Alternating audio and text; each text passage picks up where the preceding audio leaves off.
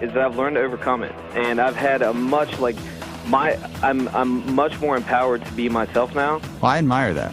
Oh no, it's cool, dude. Let me tell you, it took a long time.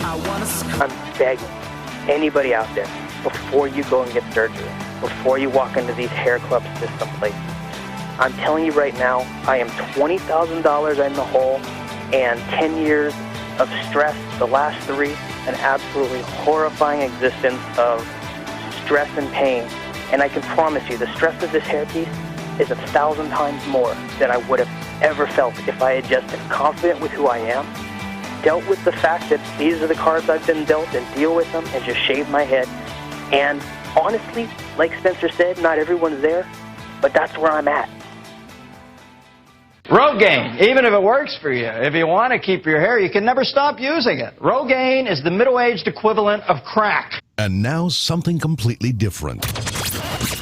Good afternoon. I'm speaking to you live just outside I like to think balding is just God's way of saying, now let's see you get laid. Is it true that if you don't use it, you lose it? What I'd really like to do is put the greatness of this man in perspective. The hair loss community has a lot to be thankful for, having you as a spokesperson. You mean you just call this guy up? About life and about reality. And now, America's #1 reality radio show for men. Live from Los Angeles, it's Spencer Kobren's The Bald Truth. Hey guys, welcome to the show. 888-659-3727 is the toll-free number. Thank you so much for hanging in there. I mean, we are 13 minutes late. My Skype machine just shut down and kind of restarted Skype on its own. And Joe and I apparently had some technical difficulties. He cannot see me, but he could hear me. Right, Joe? Exactly. Okay. So you're probably better off anyway. Guys who've been waiting in the chat room, thank you so much for waiting. Guys who are waiting on hold, thank you so much for waiting on hold. If you are new to the broadcast, if you're listening on iHeartRadio, iTunes Radio, Stitcher Radio, through the guys from Queens Network, iTunes Radio, or if you happen to be watching this broadcast, I spit all over the fucking mic. If you happen to be watching this broadcast on thebaldtruth.com or guys from Queens Network, .com or gfqlive.tv, welcome. I'm glad you're here. This is the Hair Loss Show. I am the founder of the American Hair Loss Association, the author of The Bald Truth and The Truth About Women's Hair Loss, the founder of the International Alliance of Hair Restoration Surgeons, and a guy who's been dealing with hair loss and in this hair loss industry I've been dealing with hair loss for over 30 years, which is frightening. Because I just sent Joe an image of myself taken when I was about 20 or 21 years old with a hairline that was about down to his eyebrows. Actually, it wasn't that low, but it was pretty tight, as the brothers would say. It was a tight hairline. It was tight only because it was so big. It was big hair. It was big. Yeah. And guys, I got to tell you, what's his name? Shit, now I forgot the guitarist. Eric Clapton. Yeah, Eric Clapton is with us here in TBT Studios, Los Angeles. This guy. He looked just like Eric Clapton when he was a kid. When I say a kid, I mean like 21, 22. Yeah, I got that a lot. He was amazing. Unbelievable. Anyway, hair loss show. 2 guys dealing with hair loss. I come from my world, doing the radio program, being an author, being the guy that exposed the industry for what it was very early on, before really the internet was essentially in its infancy. So I had to do it old school. True. Get published. Luckily enough to be published by one of the top 4 publishing houses. True. Simon & Schuster. Get on the radio. That was a real pain in the ass. Now we are lucky enough to have access to the world through the internet. But given that access and the fact that, we kind of adopted our interaction online relatively early, we were the first radio broadcast, which is hard to believe. And actually, in one day, the National Association of Broadcasters will provide us with this award because we deserve it. to stream this show from a radio station on the internet live every broadcast, not just as a gimmick, but we were doing it back in 1998 on The Bald Truth from WABC Radio in New York. With all that forward-thinking bet hedging. Yes, absolutely. Well, the great thing about it back then was the radio stations, they didn't give a shit. So they let me stream the entire program, did not care, didn't think it could be monetized, and figured, we're not losing any money. Let this guy stream it on his little website. Let him do his little web thing. His little web exercise, whatever that is. And then 4 years later, I was essentially taken into an office and said that I can no longer stream the broadcast on my website because they can't monetize the program. And I'm thinking, well, I can. So we started to just... See ya. Yeah, we started to actually just do some clips and stuff like that. But anyway, we are been back full-time online since 2009. And the reason why Joe and I know each other is frankly, initially from the online world, but also the fact that at the time he was working with Hassan and Wong. Hassan and Wong were both IAHRS members. Joe developed his own monicum of fame, internet fame, through his sharing his experiences as a hair loss repair patient on the internet and really helping a lot of guys out through the online message forum world. Now Joe is on his own. He's an independent.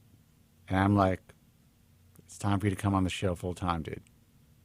And that is why he is here. So Joe is the original hair transplant mentor. He is live in our studios, which is actually his studio, at TBT Studios, Vancouver.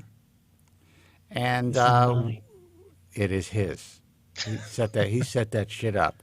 I built this ish. I mean, I'm not saying he didn't get any ideas from some other people in the internet broadcasting, but just saying. We're talking about getting ideas. I'm trying to create a mirror image of the only difference are the size of my eggshells. Yeah. And the color of my backlighting. Yes. That's it. But I will say that it works, and I'm going to give a full shot to it. What you were able to accomplish in a relatively short period of time is nothing short of a miracle. That is a good-looking studio. Thank you. More improvements to come. Good. And by the way, as far as your microphone is concerned, I know there's a nice guy that made a suggestion about getting a condenser mic. You don't want a condenser mic. You want a dynamic microphone. You just want to speak into it. And all will be well. And you have that's probably one of the best microphones currently on the market, especially for the price. I don't even know if do they still sell this. They have an upgraded version of that now. Yeah, the 2020, I think. Yeah. This is the 2005. Now, do me a favor. Look at the mic and speak. I'm looking at the mic and speaking. Okay, so it's more robust. And the thing about those microphones and most dynamic microphones, well, condenser microphones, actually, you have to be right on top of it, and then they sound like this, which is not good. But yeah. And there's too much, if you up your gate, you're going to have too much room noise. The thing about that particular microphone is that it is directional. So when you're off to the side of it, sometimes it's not going to be as robust. Bacatero Lion in the chat room is talking. He's saying, yeah, dynamic and directional. And I think someone asked which one is it. It's the Audio Technica 2005 USB. It's a USB and XLR mic in one. It's got both connections on it, and I use it as a USB mic. Right, and then it's actually becoming one of the microphones of voiceover guys, and it's an unusually great microphone for the price. And not that it's super cheap, but I couldn't be happier. So yeah. All right, guys, listen. Let's haters.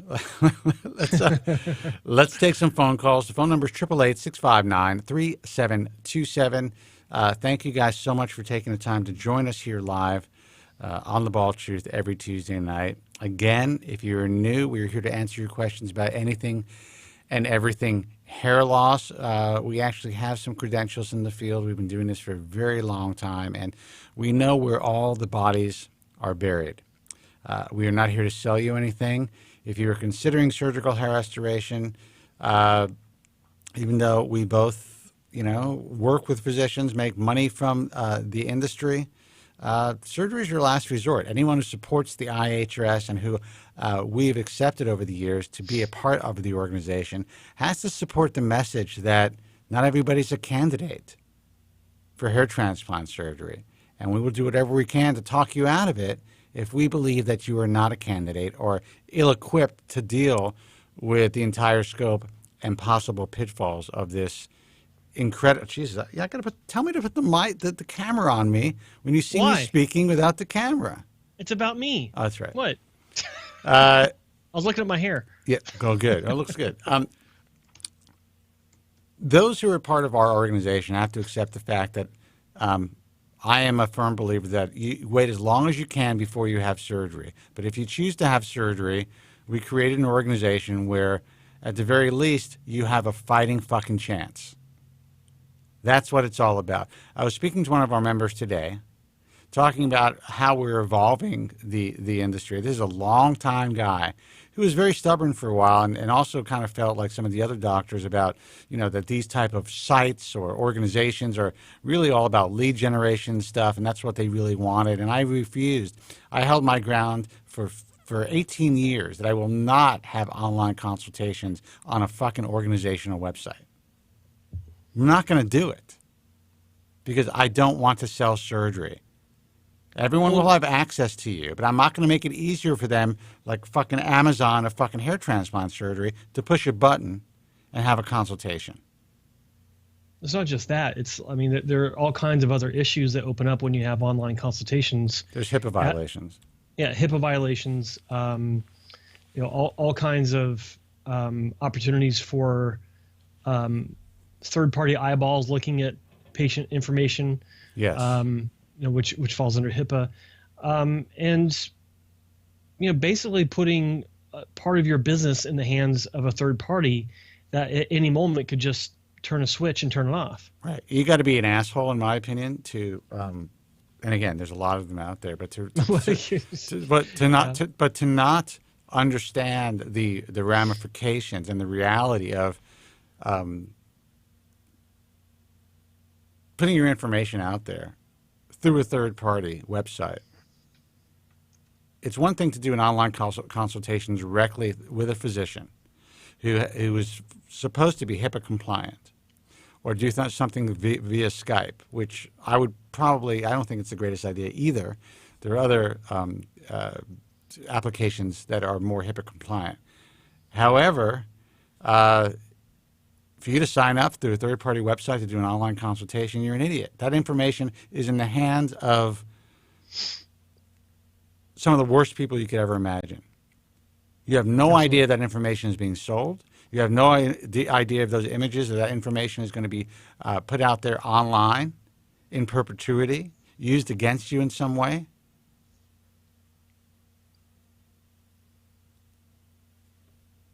But they get the leads. Yeah, smarten up, guys. Smarten up. 888-659-3727. If you see a site that has online consultations, don't use the online consultation form. That's a stupid thing for you to do. As a consumer, be a smart consumer. As someone who wants to keep their medical information private, it is not private. Ask yourself this. It's like the information that you're putting on a consultation form on a doctor's website, do you want someone that's not a clinic, that's not involved with that clinic, that doesn't work for that clinic, that isn't even in the medical industry, also having access to that data that you just gave a clinic? Right. Do you, to me, no. Didn't make sense. Your name, your address, your real email address, or anything. That is all in the database. These guys when they want to sell out, whoever they are, whatever sites you do this to, they can sell all that information. Yeah, here's another sucker that wants surgery. This is of value to us. Not to mention the third-party marketing opportunities that come with that. Right. I refuse to do it, and for years, even physicians were resistant. They were like, "Why don't you just do that? We can get direct leads." This and that. Listen, you get direct and indirect leads. You get value of investment. You get the fact that your dollars are supporting the information that we provide thousands and over the years millions of hair loss sufferers. And for that, you get more credit than you realize from consumers. More and more guys are getting that now, and that's why I have a Excel file of well over 100 applicants just from, I think it was February that we started doing it. And I've asked my person to go back and maybe contact some of the prior years and put that into the Excel file as well. Because the new guys that want to get into the field, they get it. The power of leveraging the truth. Yep. Let's take a phone call. Hey, you're on the air. Who's this and where are you calling from? Yeah, okay, it's me, George, again from New York, Staten Island. My name is Joe from Staten Island. George. My name is, excuse me. My name is, Would you like to may reiterate it? my name is, Have you heard it? Excuse me. my name is, Joe from George. Staten Island. George from Staten Island, what's happening, my man? How are you? What's up, brother? Hey, I'm doing all right, man. You guys, I'm glad, Spencer, Joe, I'm glad you guys are doing this. There's so many people like me who, suffer from this hair loss.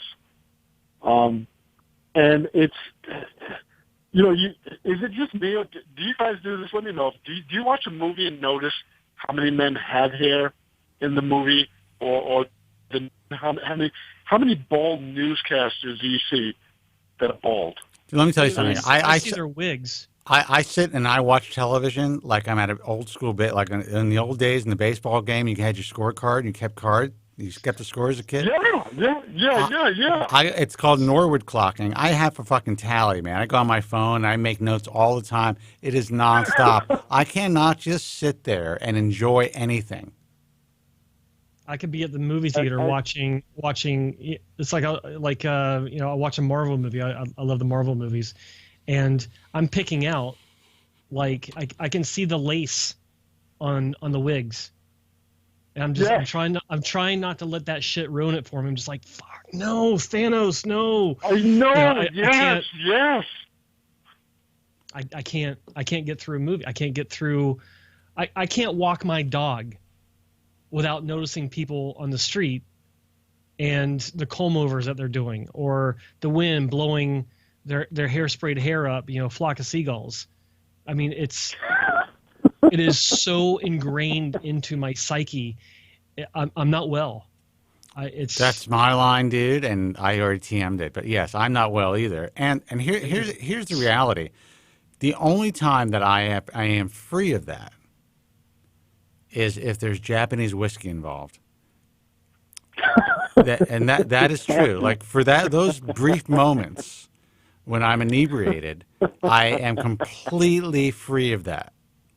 So that's my life, man. This is how I live. I cannot claim the sweet release of alcoholism for my issue. Yeah. Even when Spencer and I were sitting at a bar in Vegas a year and a half ago, just shooting the breeze, and the bartender was coming over and he was giving us another round, I would look up and I would notice his hair. Not Spencer's, because I already know his hair, but like the bartender, or anyone that would sit down behind. I'm talking to Spencer. I'm looking at him, but I notice the guy sitting down behind him, and I catch a glance. Yeah, I think Joe got tired of scrutinizing my hair after a while. It's just like, okay, I figured it out. Let's move on. We're going to go to some other people. And I'm always. It's funny. I know. Believe me, I know that. Hanging out with Joe like Tillman is one of the most uncomfortable experiences. I mean, you can't fucking relax.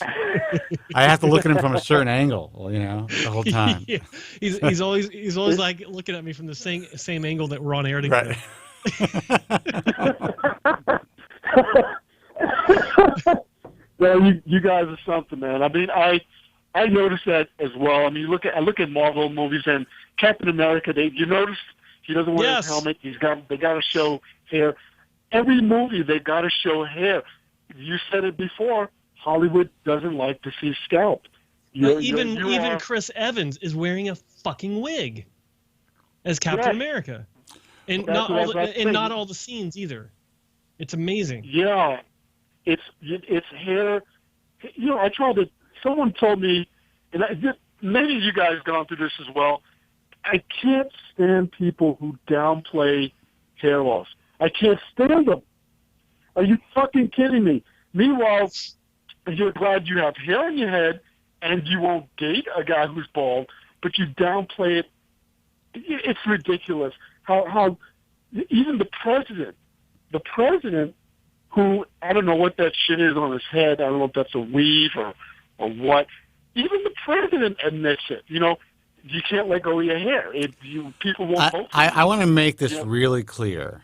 And he did say, he actually made an interesting comment saying that, you don't want to vote for office if you have fake hair. And the reason he said that is everyone's going to be scrutinizing it and trying to touch it like Jimmy Fallon. But the reality is, if he had a weave or a hairpiece, it wouldn't have to look the way that he has to comb it.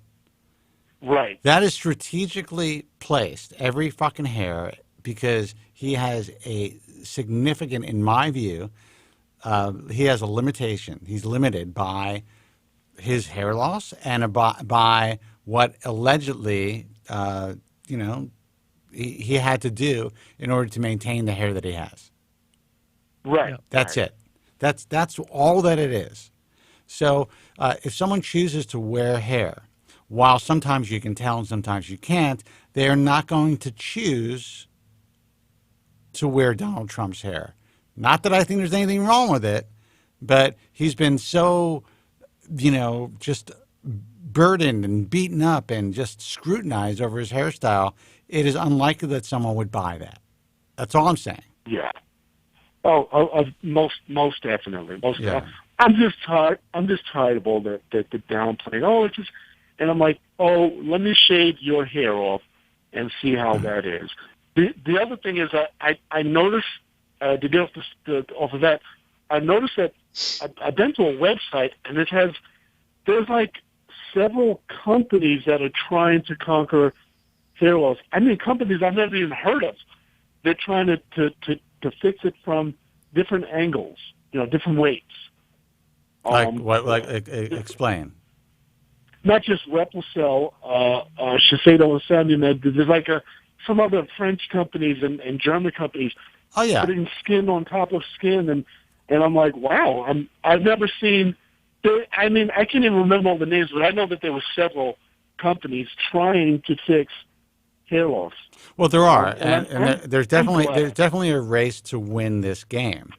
But the race has been going on for a very long time, so we don't know when it's going to be over or when really effective treatments besides finasteride and dutasteride, and sadly still minoxidil, and some of the other handful of potentially effective treatments like PRP.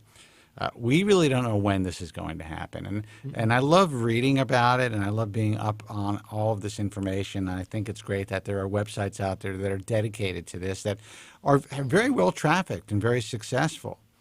I have chosen not to focus on these future treatments because my goal is to let people live with what we have today. And it's not as though like all of a sudden tomorrow the cure is going to come out and these guys decide to get a hair transplant and they'll be like, what the fuck did I do? It's pretty unlikely that's going to happen. But if it does happen, that is the way it's going to happen. It's going to be a surprise. Yeah. It's going to be like a fucking eureka moment. Yeah. That is going to be all over the fucking news. It will be. And that's why it's like I don't enjoy reading about this stuff because it's in my opinion, like for my life, it is a complete waste of time. I have so much more to do in my life that if I caught myself sitting down and reading a blog about future hair loss treatments, excuse me, I would punch myself for wasting that much time. It has zero interest for me because I know that it's all conjecture. No one writing anything about this knows anything that I don't know already, which means it's not here yet, so there's nothing we can do. This is just the way I look at it. And when it does come out, then I'll be like, yay, great. Now I can have a full head of hair and find a new job. It's as simple as that. Listen, and the way that I feel about it, it's very similar. But for a long time, I really did stay on top of everything. Yeah. And I kind of got involved, the slightest, the minutia and of flow of information that was out there. I had to be on top of it because so many people would call the show to talk about it. And I made a conscious decision probably about 4 years ago, maybe 5 now. You know what? 5. Enough is enough. Yes, I will be aware of this stuff. Yes, I will do a cursory read. I will be able to answer some questions if they are asked. But I don't want the show to be based around, or my message form, based around all of these potential future treatments that people are just essentially using as clickbait to get eyeballs. Right. So that's the name of the game. I know, man. You know what? I still, like Spencer Joe, I don't know what it is. I click on the latest hair loss news, latest hair loss, remedies, and I still do it. I look, I go, well, and like the doctor said at my job, there is nothing that's going to come to fruition for that. It's all snake oil salesmen, and I'm like, okay, well, he's a doctor. I'm like, well, okay, here's the good news. There are a couple of companies now that are really advertising heavily through mainstream media, through some of the bigger podcasts. They have contacted actually GFQ to potentially partner with them, who are selling generic finasteride and minoxidil. They're not necessarily during the ads explaining what these products are, but I think that there's going to be a lot more people who are going to be helped based on the marketing of companies like Keeps or Hims, for instance, or these companies that you hear about. So more people are going to be willing to try finasteride. More people are going to get the benefit of this drug because I'm not saying there's a bait and switch, because when they have the doctor's consultation, the doctor's going to tell them what it is, but it still doesn't register that it's Propecia. So they're going to be willing to take it, and they actually are becoming quite successful. So I think we're going to see a resurgence of the use of stuff that actually works. Yeah, we hope so. Right. Yeah. I've got one last thing. So my son, he's like a Norwood 1. Not even a Norwood 1. He's like more like a Norwood 0. But my don't father beat your son. Was bald. Don't beat your son. No, but I know how important his hair is to him. He's 22. He's good looking. He's got long hair. And his grandfather on his mother's side was a Norwood 7, bald, whole horseshoe top. And I'm just monitoring it. I really am. I don't want him to lose his hair. He says, I'm not going to lose my hair. I'm like, we're all bald. You're next. And so I'm just monitoring it. When I notice something, I'm going to tell them finasteride. I got to tell you, if you're dealing with it, you have a strong family history, the guy's probably a dead man walking, so it's good that you keep your eye on it. I hate to say it, but, the fact that you talk about it and you're open about it probably means that he's going to be open once he notices it. So if he does, guys, if he gets on it early, like the slightest I notice that it's thinning, can it reverse it at that point or no? Yes. I would say that there is, and again, we're not physicians, but just to give you an example of my, personal experience, is I got on it later than I would have liked to because it didn't exist. So I had to suffer for about 7 years using different minoxidil concoctions and all the other bullshit. But I got on it early enough where I saw a significant reversal of miniaturization.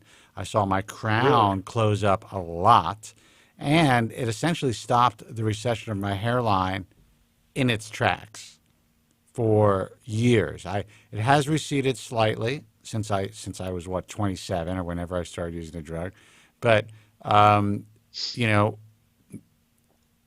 when you're in your 40s and 50s, this is a normal, relatively normal amount of recession.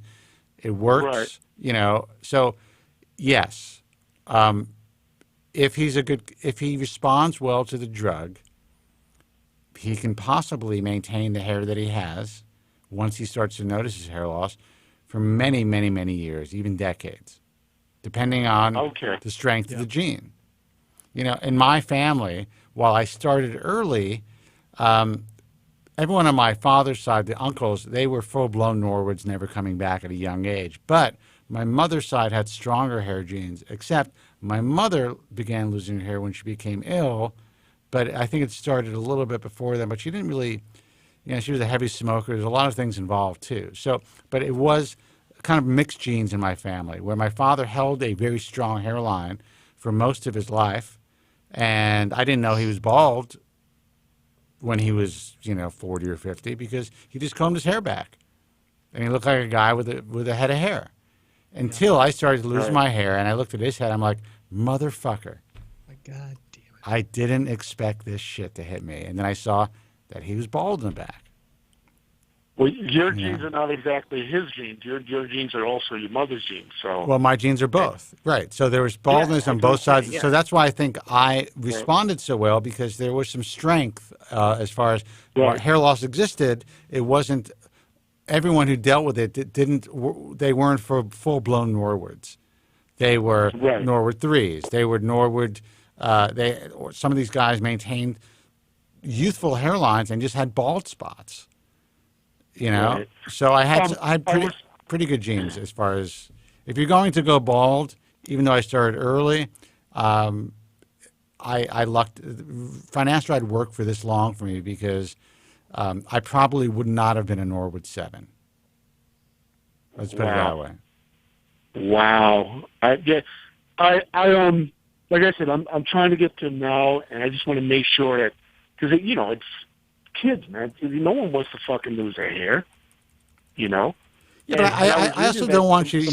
One thing you have to realize is, and I don't know your son, but you can't necessarily project your feelings about hair loss onto your son. He may not have the same feelings about it. Okay. No, he may not. No one wants to lose their Nobody hair, does, man. but if he's really good looking and if he could look good without hair, it's possible that he won't feel as strongly as you. Doesn't mean it won't suck. His mom's dad is a Norwood 7 horseshoe, and I know they say it differs. It's from both mom and dad. But they said that the majority of the variants come from the mother's side. That's what they're starting to say now.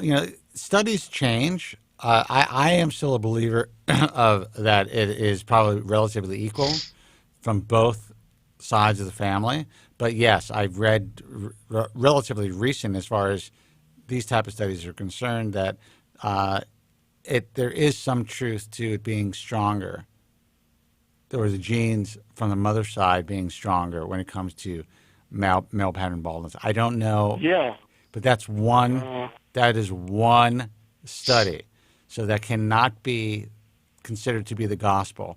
I would consider it from both sides of the family because the stronger genes for baldness were definitely on my father's side than on my mother's side. I look at it like this, and this is just based on my own observations of being in front of patients so often or so much in my past.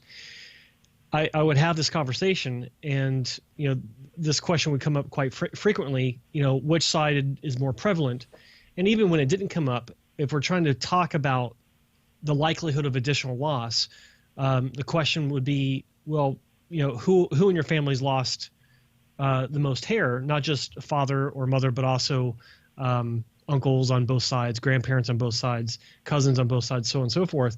But then one question that I decided to start asking, I never heard of anyone asking this question before: which side of the family do you resemble the most? Because in most families, if you got a bunch of kids, it's like in my family, I resemble my father's side of the family much more than I do my mother's side of the family. My baby brother resembles my mother's side of the family much more than our father's side of the family. I have the hair loss of my father's side of the family. He has the hair loss and the of genitalia of your mother's side. I know where you live, motherfucker. Dude, you left it was wide open right there, dude. Come on. Try to have a serious moment here. Jeez, Liz, come on, man. All right, okay. Well, yeah, that's well, no, he looks like his mom. My son looks like my ex-wife. It looks like his mom. Okay, and so what kind of hair loss is on her side of the family? Her dad is Norwood 7.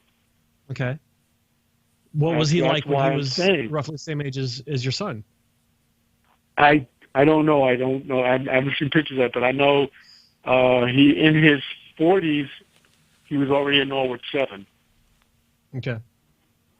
So well, I mean, it's more than just one other person in the family, but it's not an exact science, but in general, that there is an influence, I think, that the physical resemblance that one has to one side of the family versus the other, if there's hair loss, that can also be an indicator of how much hair loss that they're going to experience. But it's not just based on one other person in the family. It's is there a pattern of loss, pardon the pun, on that side of the family that's easily identifiable. If there's one guy on his mother's side of the family, that doesn't count.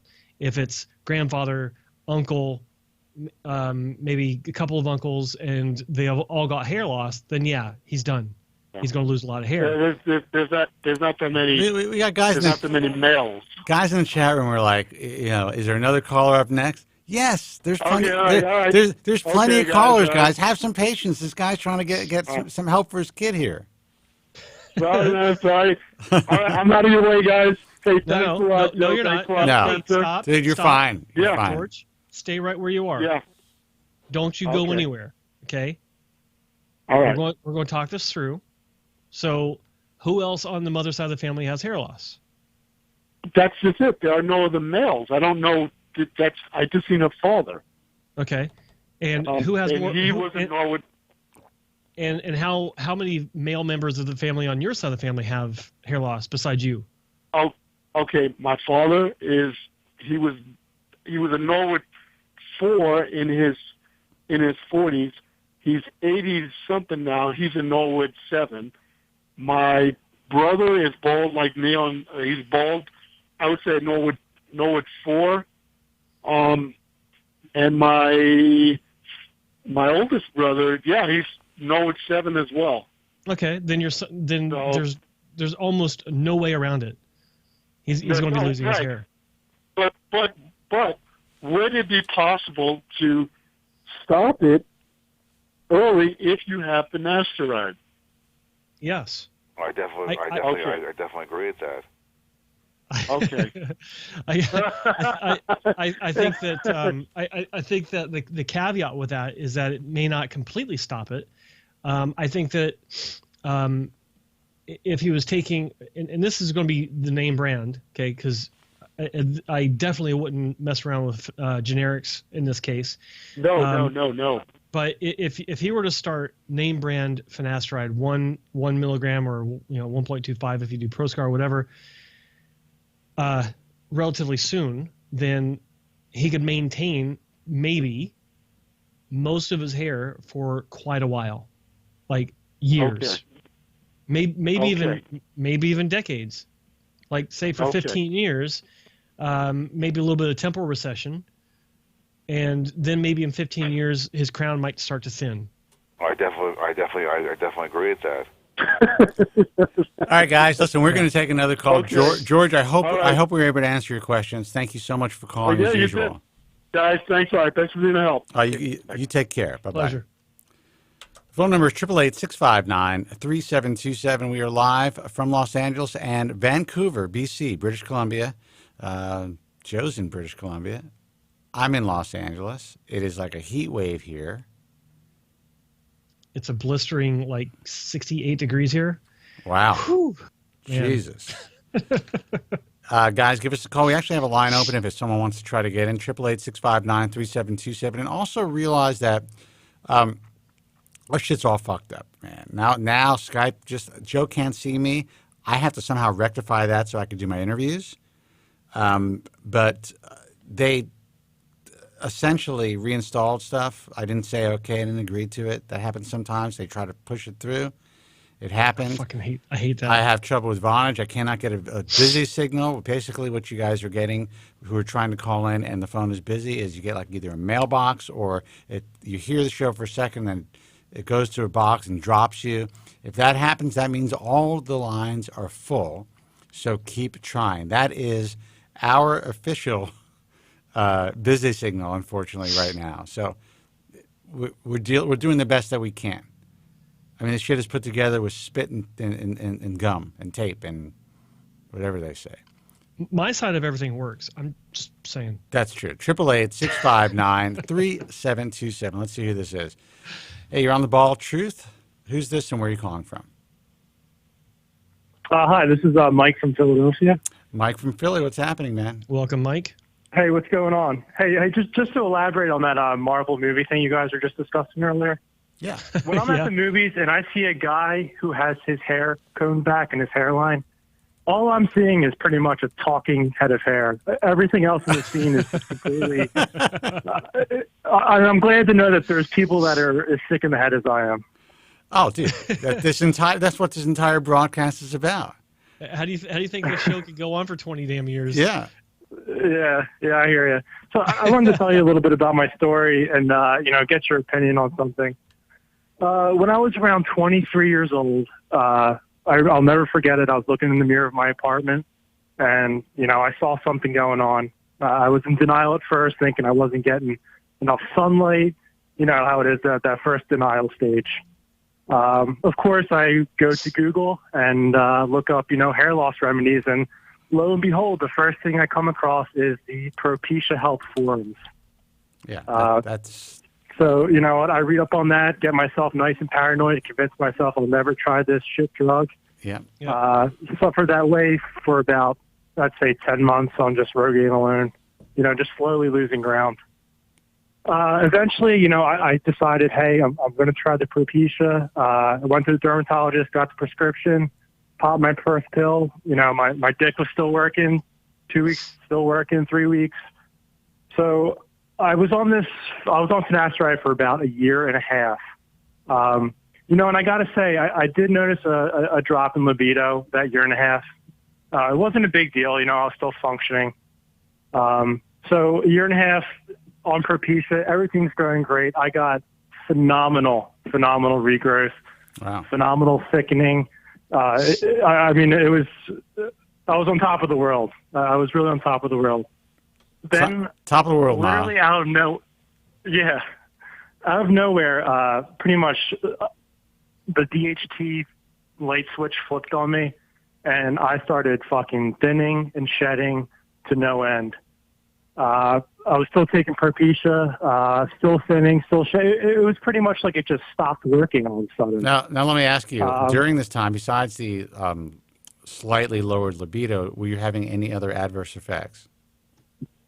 Nothing. Just it may have even been a nocebo effect. I'm not even sure, but right. I'm pretty in touch with how I feel about my body and everything, and I'm pretty sure I did get a lower libido. So anyway, at this point in time, I kept thinning. The diameter of all of my hair was just fucking thinning. I was shedding. The shedding just would not stop in the shower and the comb, everything. Now, I'm going to stop you for a second. Did you go through any type of effluvium, a telogen effluvium, during that year and a half, or did you notice positive results, relatively quickly that seemed to just continue for that year and a half? no Telgen. I really noticed the results, I would say, about 13 months of in treatment. Okay. That's when I was really like, holy shit, this stuff is fucking working. So just to say, and I don't have a crystal ball here, so you're going to have to finish your story. But, there are people who go through the dread shed early on in the process. And then there are those who start to see this happening 6 months in, a year in, a year and a half in. And then they think that the shit just stopped working for them. But continue your story and let me hear what happened. Well, to add on to that, I'm aware of the shedding that could happen suddenly through treatment, but the diameter of my hair was also shrinking. There was clear miniaturization happening all over the top of my scalp. So it was clear that the medication was somehow becoming ineffective. So at that point, I decided to, I said to myself, hey, you know what? I'm going to get off Propecia. I'm going to let it happen. Fuck it. I'm going to get, trichopigmentation, scalp pigmentation when the time comes. I'm going to deal with it. So I went off Propecia for about 4 months. My libido skyrocketed. And then at some point I was like, you know what? I'm not ready to fucking lose my hair again. I'm not ready. I'm not ready to do it. I didn't lose much ground. I don't think I lost much ground, but that was when I was searching on the forums, looking for people's opinions, and then I stumbled upon dutasteride. And, of course, all of the fucking things on the forums about dutasteride is how it destroys hairlines, how this shed is something that few people can recover from, and, the side effects, you're done, and it's this, it's that. But the success stories you do see from dutasteride are usually pretty dramatic. So, I decided to get a prescription for dutasteride. I was extremely wary to take it. I started taking once a week. I did that for about a month, one dose, 0.5 milligrams a week. I didn't notice much. I was still feeling the same. I started going every other day, and then I eventually ended up doing every day. I got to say, I lost feeling in my dick. I was having a lot of trouble getting an erection. Wow. My libido crashed. But you know what? I fucking stuck through it. I stuck through it for 2 months. And right now, I'm coming up on my 3rd month on dutasteride. And my libido, my sex drive, everything has never been better. I have less side effects on dutasteride than I've ever had through finasteride. But when I first started it, I just had these terrible side effects. I just decided to stick through it there because I'm not afraid of these alpha reductase inhibitors because I know your shit goes back to normal when you quit it. Well, it's interesting that you're saying this because a lot of guys, and I understand why, and I believe, and again, I'm not diminishing the reality of those who are truly suffering what has been termed as post-finasteride syndrome. But I certainly believe that most men who experience any adverse side effects from 5-alpha reductase inhibitors who do power through them initially, the side effects are usually, and again, usually, I'm not a doctor, transient. And this is proof positive that you're a guy who powered through them, had the right mindset, and now you are feeling fine, which is great. But your story is very important for those who are just so shit scared as soon as they feel the slightest tingle or numbness or pain in their breast or whatever it is. I understand that. It's all frightening stuff. But just like in clinical trials, most people stick with it. These types of effects are transient. And I do think I want to ask you something. And someone in the chat room kind of echoed my question. When you're taking finasteride, were you taking name brand? Were you taking generic? What was your pattern with that? I first started off with, I never took name brand anything. I started off with the generic finasteride 1 milligram. Eventually switched to the ProScar, generic ProScar, and was cutting it up with a little knife. Well, either generic or ProScar, because it's not the same thing. I'm sorry. Everything was generic. It was generic Proscar and generic finasteride, 1 milligram. So generic 5 milligram finasteride. Correct. Yeah, Okay. That's when I started. That's what I was recently taking the last, 4 months. Okay.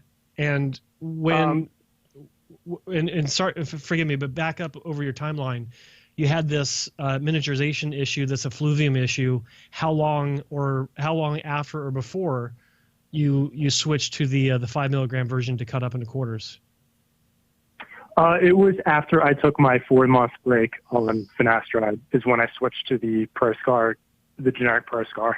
Okay. So I was. This all happened when I was on my usual medication. I was taking the generic 1 milligram finasteride. Okay, and you're on generic 1 milligram for how long? I would say, maybe 15 or 16 months. Now, another question is, was it the same generic the entire time? And that was the next question. Did they switch the generic on you at all? I believe they did. I believe at one point they did switch the generic on me. Joe just uncovered the issue. Good night. Thank you. Good night, everyone. That is one of the biggest issues with starting and staying on generics, especially in this realm, when it comes to taking a finasteride. They switch it on you. They get the best possible deal at your drugstore, and not all generics are created equal. And so many stories, and so many people have contacted us over the years who they don't initially tell us that the generic is switched on them. Yeah. But then when we start to dig, it always seems to be the case that they started to lose ground once something changed. Exactly. Yeah, and I remember going to the pharmacy and seeing a new bottle and being like, hey, wait a minute, what the fuck is this? I mean, of course, I was a little reluctant to start a new brand, but I was like, hey, you know what? 1 milligram finasteride is 1 milligram finasteride, and, I really didn't have a choice, to be honest. You did, actually. You did have a choice. You can always insist to get a different... look, anyone listening, not just the caller, but anyone listening, you go to your pharmacy and they switch out your medication on you, you have every right to say, go fuck yourself, get the old brand that I've been taking, or get the name brand instead of the generic. I've had situations where patients are like, well, I was taking name brand, but then they didn't order it in. They only ordered the generic and gave me that. No, screw that. They have to get you the name brand if that's what you've been getting. They don't have to get you the same generic, but you can insist on it and you can give them a hard time about it, and usually they'll order it for you. If not, go find another pharmacy, because you're paying it's a cash payment anyway. Hair. Yeah, they're playing with your hair, with your self-image, just because we're saving a few bucks on this supply. And just so everyone knows, the way this works, when you look at pharmacies, small ones or big ones at Costco, Walmart, whatever, they all have a buyer of some sort, and their job is to get the lowest rate for bulk shipments of medications that they are always bringing in anyway. So they put out a call for bid, and all the suppliers, all the wholesalers that deal with all this stuff will give them a bulk rate. And if it's a little bit less than the previous version that they got, then guess what? They switch to a different generic. That's the way it works. So, they're not trying to keep the best medications on hand for you. They're trying to save some money. So don't fall for it. Get what you need to get. I mean, I wish I knew that a while back ago. Just to kind of continue my experience with dutasteride. I've been on it for about 3 months. I slowly tapered myself onto it. The side effects came. They went away. You know what? And I got to be honest, I have problems combing a fucking hair out of my head. I haven't noticed any cosmetic differences, and I kind of wanted to ask your guys' opinion. Have you heard many stories of people losing ground on finasteride and switching to dutasteride and having results? I have, yeah. Many. Yes. One of my oldest stories about that is a guy. Sorry, you're asking if they were taking finasteride, losing hair, got on dutasteride, and started regaining hair, right? Correct. Yep. Yeah. One of the original exposures I ever had to dutasteride, one of the earliest. I can legitimately say one of the first patients, if we probably group that down to the first couple hundred patients to ever take dutasteride for hair loss, I know who it was. I dealt with him, and he was taking 5 milligram finasteride, was downsized to 1 milligram finasteride because the doctor said, oh, it's not dose dependent, you'll be fine. Lost all of his hair, went back on finasteride, 5 milligram, didn't get it back, went to dutasteride and got probably 70% of it back. So yes. So I mean, the people who I feel like do see results from dutasteride, I get them so fucking fast. You know, I've been off for 3 months. I don't notice a cosmetic difference, but I guess since I'm barely shedding fucking 5 hairs a day, that the medication has to be working, right? Let me ask you this question first of all. So I'm assuming that you're probably using a generic dutasteride. I am using a generic dutasteride. All right. Your goal now, from this day on, is to figure out the name of the generic and to make sure that is the drug that you continue to get. If your pharmacy stops carrying it, you call around and you find the pharmacy that who will order it or carry it or currently carries it. You can also contact the company themselves and find out who carries it. Do not allow the pharmacy to switch it up on you. I mean, I certainly won't make that mistake again. Yeah. I mean, like you said, they are playing with your hair. I mean, it's your hair. Yeah. Let me tell you something. I lived with an asthmatic for a very long time, and you know there was, and that this is sad. Sadly, this has been a blanketed shift over from the old typical aerosol inhalers to something called HFA inhalers for asthmatics. So the albuterol is the drug that asthma sufferers and people with COPD take for emergent situations in order to actually save their lives. Yep. Back in the Clinton era, Clinton signed the bill that was supposed to, help with, it was an environmental bill to help save the ozone because the ozone is being destroyed by aerosol. Okay, that's fine. But as of today, I'm still destroying the ozone over my place with tons of hairspray. But asthmatics are essentially being hospitalized, put on long-term steroid use, because no matter what the pharmacist says and no matter what the drug manufacturers say, the HFA inhalers are not as effective as the CFCs, the propellant to propel that medication into a person's lungs. So the person that has suffered for asthma her entire life has had to figure out ways to utilize the HFA inhaler to have that type of full propellant. And essentially we have to jerry-rig her inhaler.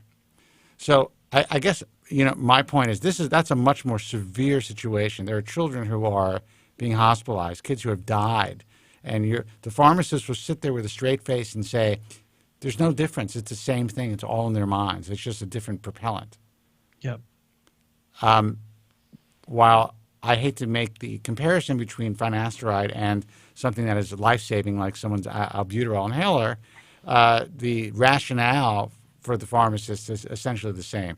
They will swear up and down, every doctor will tell you that is exactly the same. It's the same molecular structure in that medication as the name brand or as another generic, and that is just not true. Now, I used that analogy, and I hope that didn't bore people to death, but that is essentially how the big companies, big pharma, and I'm not against big pharma because they changed a lot of lives. Finasteride changed my fucking life, But, Absolutely. But especially large chain drugstores play with your health, your life, and while this is considered a lifestyle drug, let's face it, this is a drug that could have adverse side effects. Just by simply changing over from one generic to another, not only could you lose ground with your hair, but you could actually start to have side effects that you weren't having with the generic that you're using originally. They are fucking with your well-being. So I just wanted to drive that point home. Yeah, I mean, it totally makes sense. And you know, I appreciate your guys' time. And I just want to say one last thing before I get off. To anyone who's listening, you know, these side effects and the shedding bullshit and all this stuff, it's so unbelievably overblown on these forums, on subreddits, on everything. I think you got to take the pill. You got to go in with the right mindset. You can't think that you're gonna get side effects, because if you think that, you know, you're going to nocebo yourself and you're going to get side effects. So if you're willing to take it, just clear your mind, take it, take the pill in the morning, go about your life and see what happens. Because, you know what, I think this whole post-finasteride syndrome is bullshit. Sorry if anyone actually thinks they're suffering it, but the human body is an incredible thing, and it heals itself and it recovers. Oh, that's really well said, and I think it's important for our listeners and for young guys who really have an opportunity. And again, I'm not here to push any drugs. You don't want to take it, don't take it. We don't sell it. We make no money off talking about this. But these are our options. And if you actually want to stop your hair loss, this has to be an option that you have to consider. And if you don't consider these options, you're going to go bald. That's it. No matter what gray market products you think, you know, are being used and that people are claiming are working for them, I can tell you that I've been doing this for a very long time. The guys that have been claiming certain things have worked for them in the past, they always disappear. Yep. And they always come back saying shit didn't work. So, you know, great advice, man. I appreciate the call. I'm glad that you're doing well now. I'm sorry that you had to go through that whole process because you switched generics. That's most likely, just in my opinion, why things changed the way they did for you. But I'm so glad that you're doing well on dutasteride. So please continue to call, keep us posted, and let our listeners know how you're doing, all right? All right, thank you. Take care, guys. All right, good luck. Take care. Bye-bye. See you. The phone number is 888-659-3727. There is a line open if anyone wants to try to call in now. So feel free, 888-659-3727. Let's take this call. Hey, you're on The Bald Truth. Who's this and where are you calling from? Hello, Spence. Yes. Hey, it's Angelo from Chicago. Angelo from Chicago. What's happening, man? Hey, Joe. What's up, buddy? Good, buddy. How are you? I'm good. It's 3-month anniversary today on my second procedure and 13 months on my first one. Mazel tov, man. So how are you doing? Good. I'm doing good. I'm sitting here using the laser helmet, watching you guys, and that is for my hair to grow. That is something that we got to see, man. At some point you got to Skype in and show us that shit, because the fact that there's somebody calling in who's actually sitting with a laser helmet on their head is awesome to me. Yes. Yeah. Yeah. I'll snap a picture and send it to Joe. So what's going on? What's the latest? How's your development? Your experience so far? It's only 3 months. I'm not going to see nothing yet, and I really think I'm a late bloomer anyway from my first surgery. So other than that, it's all good. Just waiting for it to show up. I forgot, and forgive me, who performed your surgery? The second or the first? Both. Dr. Yates in Chicago, first, FUE. Right. 1,800 grafts. And second one was Dr. Bolton. Right. Okay. That was... How did the first one go? didn't go good. Joe knows that. We That's talked right. about it. That's right. It didn't go good. I remember that. Yeah. Yeah. I mean, So I remember it hopefully- now that you reminded me. And keep in mind, this is for the listeners as well. It's not just for me and Spencer, because people are listening. They want to hear this stuff. So They're brand new. Yeah. We know the story, or I know the story. Spencer needed reminding, but the listeners don't know. I forget a lot of things. And guys, I have a question for you. Let me know how the sound is coming through on YouTube, actually. So, guys in the chat, I am just curious because I noticed there were some sound issues just through YouTube. All of the other resources seem fine. That's okay. Oh, are you okay? All right, good. Sounds all good. Perfect. Bacatero Lion Yeah. is a sound guy, so he would know. Will Solution says bit choppy. The choppiness is probably from connection issues. Yeah, what you might want to do Excellent. is Sounds fun. Okay. you may want to lower your, if you're watching in HD, you could always lower it down to like 480p and it should be fine. Yep. So Go ahead, guys. Hey, Joe. Anyway, how long you think before I'll see anything? It's 3 months. Usually it starts between 3 to 5 months. That's when you see the first signs of growth, first signs of life, as it were. So it's a hurry up and wait kind of scenario where you might as well sit there and watch the grass grow. Or the paint dry. Exactly. Yeah. You got plenty of time. Plenty of time. Have you not seen anything at all? Like sometimes people get a bit early growth. Have you had any new hairs pop through? Any pimples on your scalp? A lot of ingrown hairs, yeah. Okay, that's a good sign. It means that there's activity going on with the follicles. They're starting to grow, and they're bumping up against the underside of your skin. There's not a canal that's been formed because that follicle's been moved. So there's no canal for that new hair to come through. So a lot of times they'll bump up against the underside of the skin and create an ingrown hair. So if it's to the point where you're getting pimples or even whiteheads, talk to Dr. Bolton about it, get it confirmed. But a lot of times getting a hot cloth, washcloth, and laying it on top of the bumps can loosen up, and you can squeeze them out to kind of free up that follicle. Okay, cool.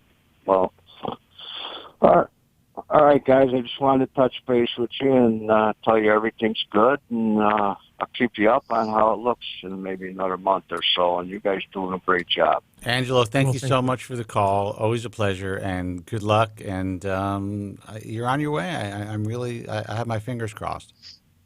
Thank you. I appreciate that a lot, guys. All right, God man. bless and good night. All right, take care. Take care, buddy. Phone number is 888-659-3727. Guys, I'm going to let everybody know anytime a line happens to open up. Another line opened up, but I will say that we are rocking tonight. So thank you guys for keeping the program busy and giving other people the opportunity to hear your stories and to have your questions answered, because everyone who has a question, believe me, there's thousands of guys out there that have the same question that need to be answered. Phone number is 888-659-3727. Let's see who this is. Hey, you're on the ball. Truth, who's this and where are you calling from? Joe Spence, how you guys doing? Hey, what's up? Who's this? We're good. It's Justin from Florida. Hey, man, what's going on? Hey, what's up, buddy? How you guys doing tonight? We're doing all right, man. We still got to get your phone fixed, but we're doing good. How are you doing? I'm amazing, man. I just had a funny story. Yeah. I just got curious about. I've been shaving my hair for about 2 years now, and this past week I said, let me let my hair grow out for about 2 weeks. I said, let's see how bad it is. I cut it today. I looked in the mirror. I said, man, I got diffuse staying in the front of my hair. Hairline went way back. I'm like, whoo. I'm like about 87. I'm sure you don't look like you're 87, dude. I do. Dude, I said, is this George Jefferson I'm looking at? Oh, man, George Jefferson. Dude, man. but here's you did listen, first of all, you're lucky that you can shave your head. I know you don't think so. I know that there's this whole down low thing with the brothers, and there's the hairlines are really important. I get that now, which I didn't know that before. So you really educated me. Yeah, absolutely. And I appreciate that. But if you are able to live your life, get laid, have fun, whatever it is, with your shaved head, I love you calling the show. You're a great caller, so keep calling. But just shave that shit again and move on. Shave that shit. Yeah. That's true. Tell Wheezy that you're done with the hair and no more George Jefferson. I was like, I got curious. So you don't even know who Wheezy is. Oh, he knows. If he knows who George Jefferson Wayne is. or no? Huh? No, Wheezy was Louise. That's what George called his wife, Wheezy. Oh, I know you're talking about that. Because I know they call Lil Wayne Weezy sometimes. So I got the two confused, mixed up. He brought up Little Wayne when he said, Jesus, we are from a completely different era, man. Completely. Well, he's the one that brought up George Jefferson. Holy cow. I thought I could put a George Jefferson reference Here, in this there. is the era that we're from. First of all, I chose to keep the entire thing like that and have it produced that way as opposed to just having something straight because it was so fucking funny that he said I'd have to go into my wallet. But when I was sitting across from Gary Coleman, and I'm like, Gary Coleman is on the bald truth. You don't understand. I mean, I grew up with that kid. I could not believe that this guy was in my studio talking about fucking baldness. That was the weirdest fucking surreal experience. Oh, you also had Van Halen. Can't Drive 55. Sammy Hagar.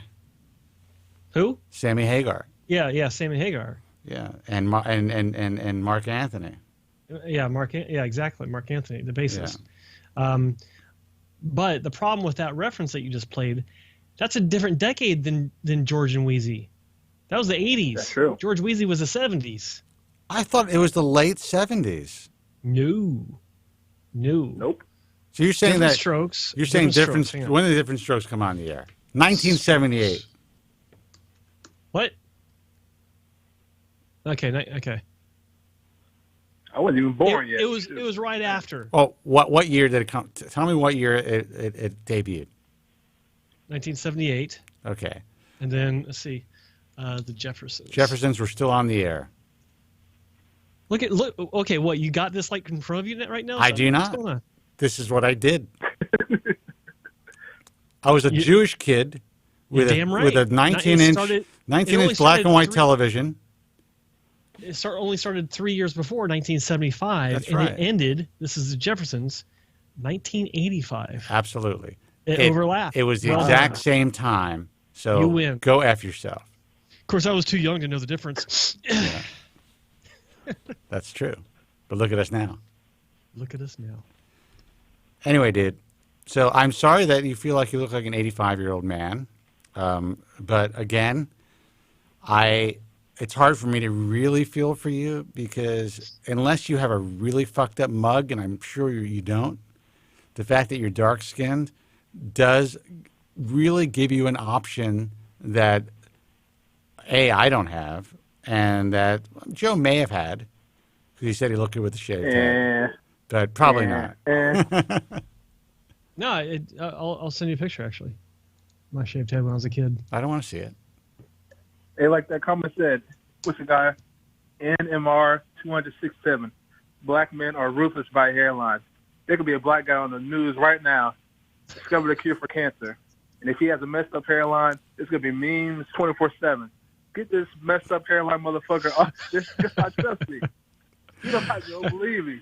Dude, I wish I had you on a better sounding phone because that is such a great soundbite, my man. That is so fucking funny. I remember LeBron James had a career high, 50 points a game 2 years ago? Yeah, was it Charles Barkley and Shaquille O'Neal, both bald-headed guys. LeBron James had this epic game, and then the only thing they're talking about LeBron James about his hairline. When's he gonna shave his head? I'm like, God damn. Dude, and the sad thing is that we're not privy to this. We walk into a room, you guys just shut up about your hairlines. Yep. Thank you for letting us in. All right, dude, listen, man. World. Listen, it's a whole new fucking world, and I love it. And I'm telling you, for all you guys right now, I am working with, and who finally got back to me, Andrew Zarian got back to me about trying to figure out remotely, that's a difficult problem, of getting a Skype feed for you guys to call through Skype, and also so you can pop up on Skype. But you're going to have to essentially let us know in advance that you want to call in so that we could connect, so there's no surprises. We don't see anybody's dicks. You know what I mean? So that is going to be an option for you guys to actually, if you want to be seen on the show. And I know it's a hair loss show, so you may not want to be, but I want to give you guys that option as well. And soon you'll, at the very least, be able to do Skype audio. So we'll make it easier for you guys to call in. And it's going to allow us to do some more comprehensive interviews as well. Yeah, on a professional note, yes. That was Exactly. very professional sounding, Joe, by the way. Thank you. Comprehensive interviews. All right, man. Thank you. Hard-hitting. Dude, love when you call in. Keep calling. Hopefully next week we'll be able to give you a Skype number to call or handle. All right, man? All right, have a good night, guys. All right, you take care. Thanks again for the Thanks call. for calling. Take care. It sucks because I could hardly hear him, and I know he's funny as shit. Oh, he's a riot. You know? He's a riot. What's his name? Let's see. Was it the truth? No, wait. Someone in the chat room wanted to hear the Larry King soundbite. The truth. Yeah. Please play Larry King. All right, let's do this. He was just so upset and defensive, just like... Oh, man, he's just pissed. Why can't he just say, you know Beside what? himself. I'm on television, and apparently the makeup people do put makeup on my head because I am balding, and I'm 112. Yeah. So who the fuck cares? Exactly. And I'm fucking this woman that is just, would have been so well beyond my league and age range if I wasn't Larry King. In my opinion. Allegedly. Yeah. Holy cow. I tell you, I have to say that women can put up a lot of shit for money. Got to admire them for that. And they put on a lot of shit for money. Yes, they do. And they will actually... No, I was going to say something really crude. Hello. Yeah. Yeah, I know where you're going. Yeah, okay. Yeah, the cadence there is perfect. I was actually speaking with someone today in the field, talking about someone who's dealing with some marriage issues, and that would be 60% of all men on the planet. No, that would be about 80% of all married men on the planet. There you go. But I will tell you this: I think it's wonderful if you believe that you found your soulmate. That's a wonderful thing. Means you're stupid, but in the 21st century, you guys got to tell me what you believe the benefit of getting married is. Because if you say there's a tax benefit, if that's all you fucking got, then it's my advice to not get married. Most of the guys will say it was, well, they may not say it, but it was to keep her from going to someone else. Yes. It's because you're getting sex on the regular. But let me tell you something. You sign that piece of paper, that ends. Bye-bye. And then you know what you're doing? It was nice. You're bailing their stepbrothers out of jail. That's what you're doing. Let's see who this is. You're on the Bald Truth. Who's this and where are you calling from? Hey, Spencer. It's Destin from Arkansas. How are you, man? Hey, Destin, man. What's happening? How are you? Not too much, man. Doing good. How are y'all? You all is great. Meaning we all are great. That's good. Good. What's new? What's happening? How's the hair? How's the wife? How's the kid? How's the church? How's it going? Yeah, no, it's funny you had that segue in right before I called on. I'm like, so I thought that was funny. So things are going great, man. The hair's doing really good. I plan to actually take a trip to see Joe Greco pretty soon to get my PRP treatment in August. That's so great. Looking forward to that. Yeah, so everything's doing good. Again, been really doing kind of the anti-cancer things that I mentioned last time I was on the show. Well, you know what? Just for art, we have a lot of new listeners. Maybe give people a little background of who you are, how long you've been fighting your hair loss, what you've been doing, just to kind of give people a little bit of an idea of, you started young and you have a full head of hair still. Yeah, absolutely. Yeah. So I started watching the show when I was turned 18. So I remember that day pretty vividly. So it was my birthday, and I noticed, looking in the mirror, it's my party and everything, looking at it, I'm like, man, is my hair thinning? And then started doing Google research and everything. I was in college, and and then all of a sudden, I came across, the Bald Truth and all that stuff, and I said, I think I'm going to lose my hair. And so that week, I was listening to all your previous shows, and, and I said, you know what, I'm going to go to a doctor. I'm going to get on Propecia immediately. And I was 18 right when it was starting. And so I was on Propecia, and then I was listening in faithfully while I was in college. And if you remember, it was funny. You mentioned it in the show, like the guy who had the laser cap. If you remember back in the Stickam days when you did that. I do. I was laser combing while you were talking with my girlfriend, my new girlfriend, whoever it was that week. I remember that. I didn't care. Yeah. So, but so I've been dealing with it, and I just turned 31. So I've been, it's been that long. So it's been over a decade, man. So yeah. I can't believe you were 31 years old. So how old is your kid now? Yeah. So he just made 2. Oh, wow. Wow. Well, congratulations, man. How's your wife? Yeah, she's doing great. Things are going good. Busy with work. Things are going good. I'm actually traveling a lot. Should be going to Bangalore, India pretty soon. Oh, wow. For the job. So yeah, I get to travel a little bit, and yeah, it's been great. So dude, good things. I've been. You're all grossed up, man. Yeah, well, I'm trying to. I'm just trying to retire and save early, right? So that's another thing too.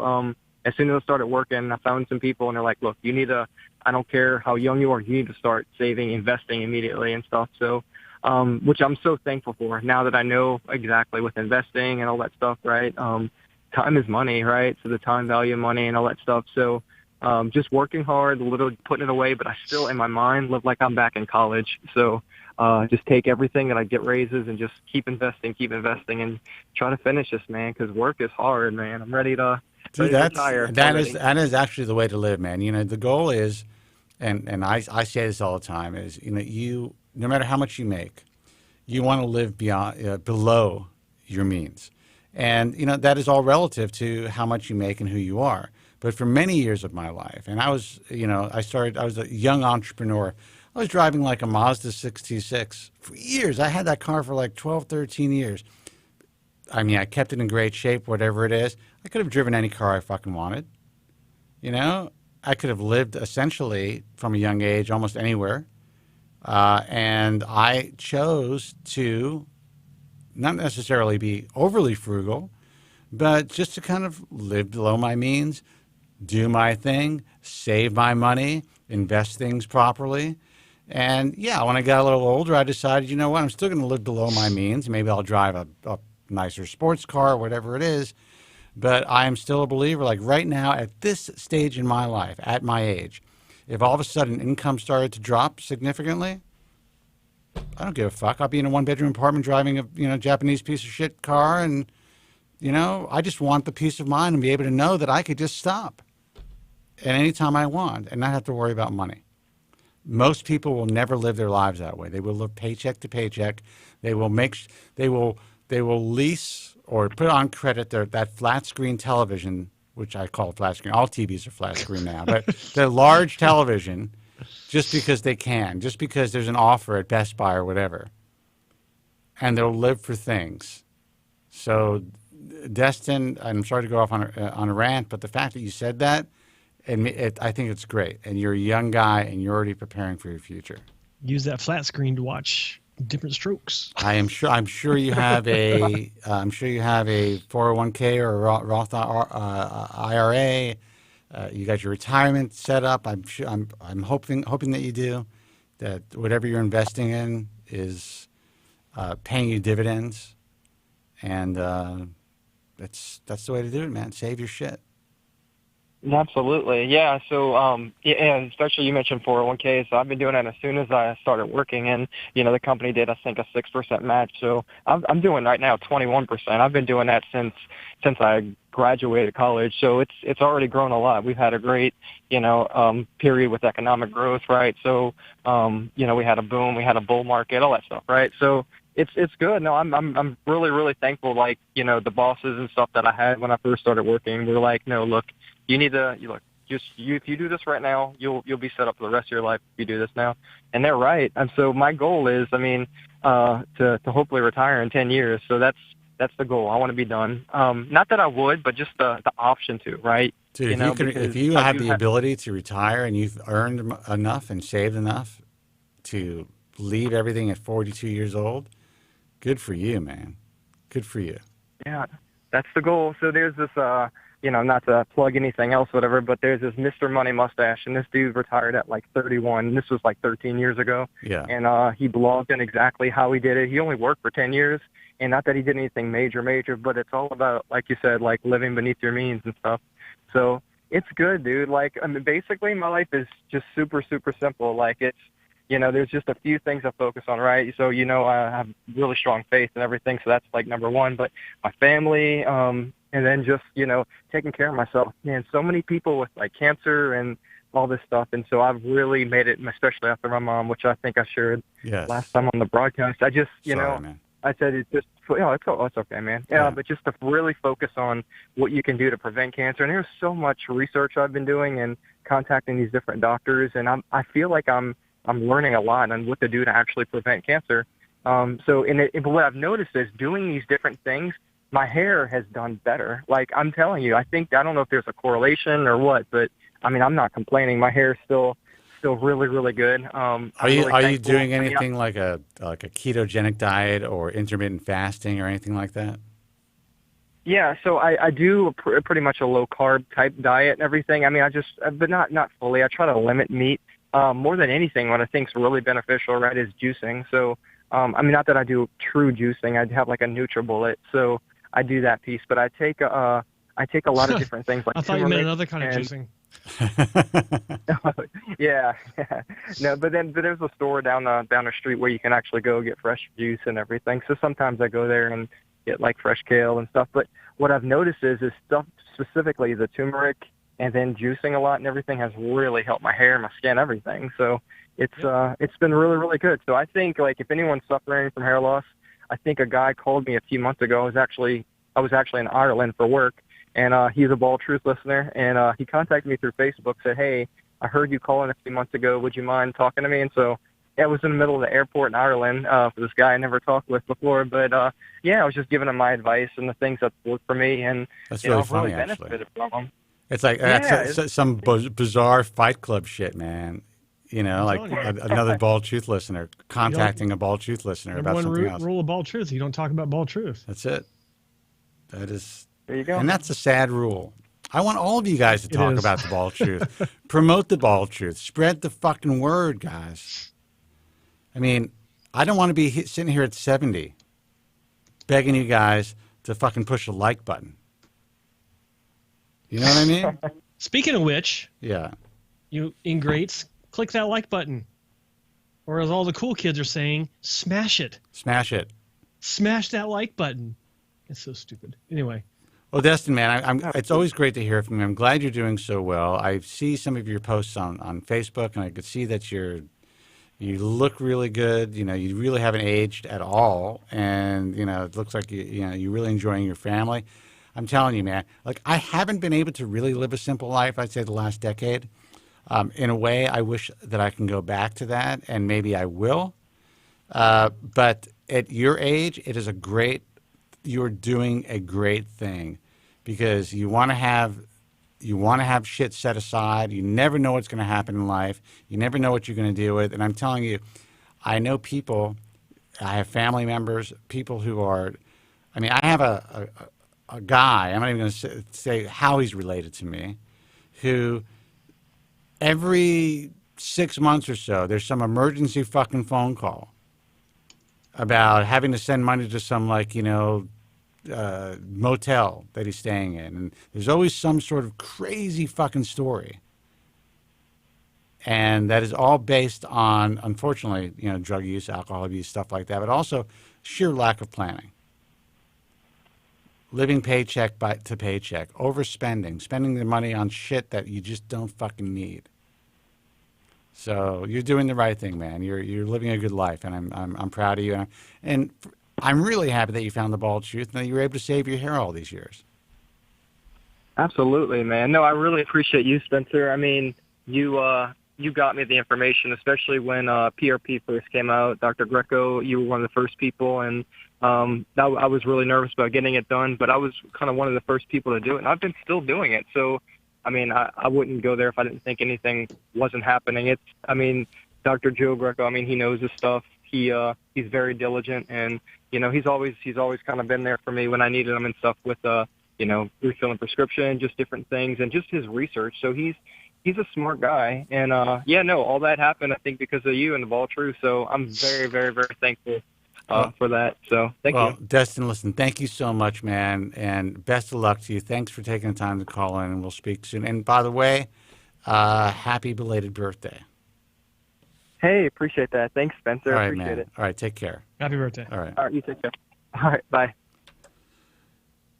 I'm tired. Phone number, 888-659-3727. It is toll-free here in the United States. Feel free to call. We also have a UK line. I know it's late in the UK, but you could always call us if you are in the UK at 02-03-372-4863, right? Or is it 683? It is. You got your glasses on. I know, right? I don't 683. Yes. I don't wear glasses, and I probably should at this point. I have distance glasses for, obviously, real far distance, and also it helps me really have a crisper television experience. But for the most part, I don't know how that's possible. I don't want to jinx myself, but I have pretty good vision. I have great vision compared to where I was. Yeah. I've talked about this before. It's like up until 9 years ago is when I had it done. I had to have my glasses just to get out of the bed. Yeah. And I was nearsighted.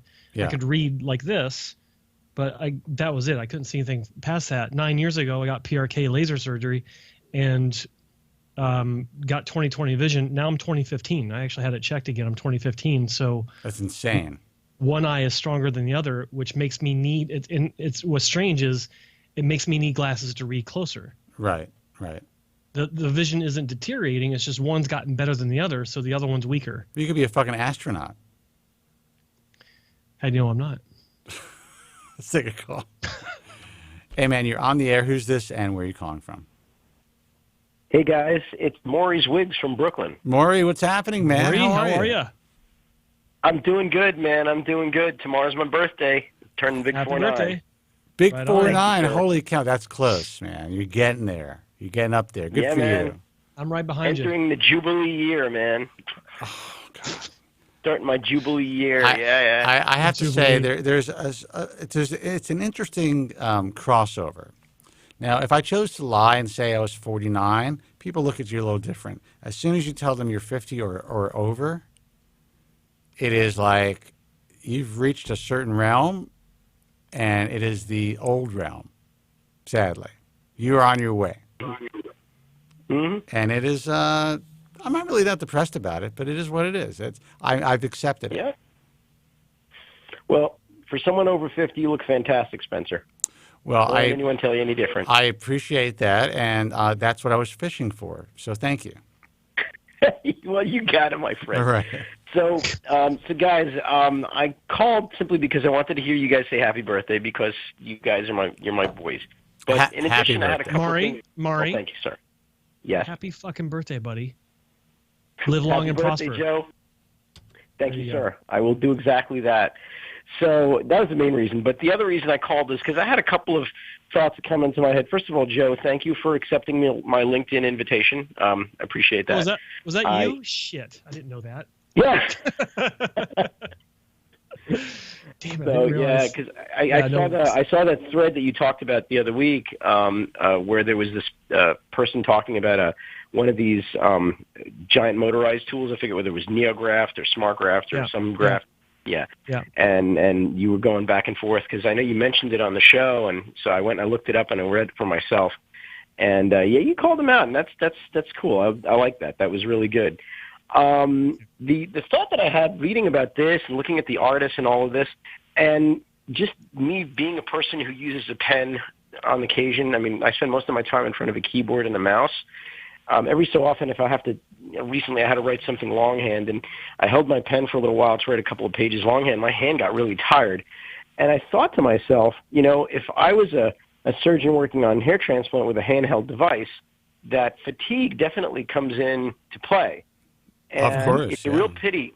Yeah, and I was going to say, and it's a real pity that some of these devices that don't require a surgeon to hold a device in their hand aren't any better and aren't better than they actually are, at least according to your to what you guys have reported, because it seems that it would be really useful for somebody to be able to maybe take that session a little bit longer, maybe, be able to be a little bit more precise than they could. Your hands aren't going to be fatigued. You won't accidentally perhaps transect or, perhaps make that incision site not quite right because your hands are tired. Well, and that's the whole idea of robotics, and that's why I truly believed, and still do to a certain extent, that robotics should be the future of this field. Some form of robotics or another. Now, there could be different ways to alleviate fatigue, and that also includes, certain weighted systems that could be developed. There's a lot of things kind of like on the potential horizon, and I've actually had a couple of ideas. I don't want to enter the doctor's realms, but I actually have an idea for a device that would be pretty significant. However, do I want to even fucking enter this field, and how many people are going to buy it and want to pay in the ass and, this, that, and the other thing. But, 100%. Now, I will say this, that the artist did recently make a new upgrade. There is a new device. They kind of made a smaller footprint device, which was, in my view, a smart move as far as their potential sales of it. And it comes with a separate chair that can be used for different cosmetic procedures. So I guess from what I am gleaning from the information that I've read and from what I'm hearing is that, one thing that I've always pushed is that the smaller footprint devices are winning the game, the handheld devices. And one reason is because they're smaller footprint.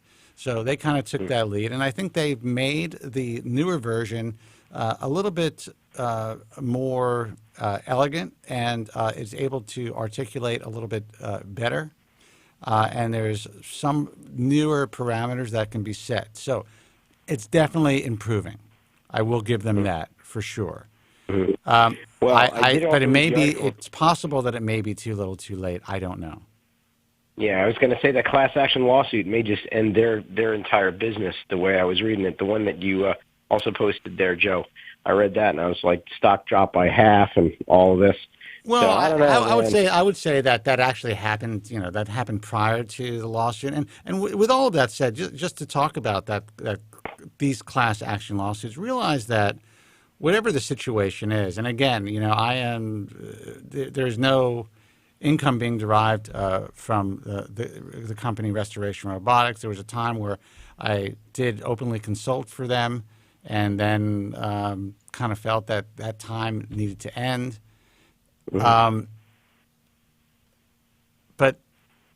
the lawsuit itself didn't necessarily make the stock drop.